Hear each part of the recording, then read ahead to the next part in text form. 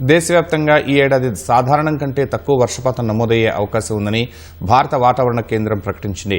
Pacific మహాసముద్రంలో ప్రస్తుతం తటస్థంగా ఉన్న ఎల్నినో పరిస్థితులు క్రమంగా బలపడి కేంద్రీకృతమయ్యే అవకాశం ఉందని తెలిపింది. దీనివల్ల రాష్ట్రంలోనూ వర్షపాతం సాధారణం కంటే తక్కువగా ఉంటుందని చెప్పింది.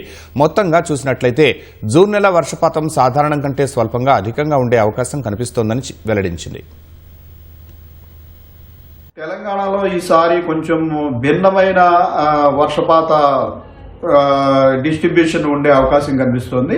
ముఖ్యంగా మనకి ఉత్తర తెలంగాణలోని జిల్లాలు అలాగే దక్షిణ తెలంగాణలోని జిల్లాల్లో మనకి డెఫిషియన్సీ అంటే లోటు ఇంచుమించు 30 నుంచి 40% వరకు ఉండేటట్టుగా కనిపిస్తుండగా మనకి ఈ తూర్పును ఉన్న జిల్లాలు తూర్పు తెలంగాణ అలాగే సెంట్రల్ జిల్లాల్లో మటుకు కొంచెం మనకి నార్మల్ కంట ఎక్సెస్ రెయిన్ఫాల్ ఉండే అవకాశం కనిపిస్తోంది. ఓవరాల్ గా చూసుకున్నట్టయితే తెలంగాణలో మనకి నార్మల్ కి ఇంచుమించుగా కొంచెం నార్మల్ గా కానీ లేదా దానికంటే కొంచెం తక్కువ స్థాయిలో కానీ మనకి వర్షాలు ఓవరాల్ గా 4 నెలల్లోనూ ఉండే అవకాశం ఉంది.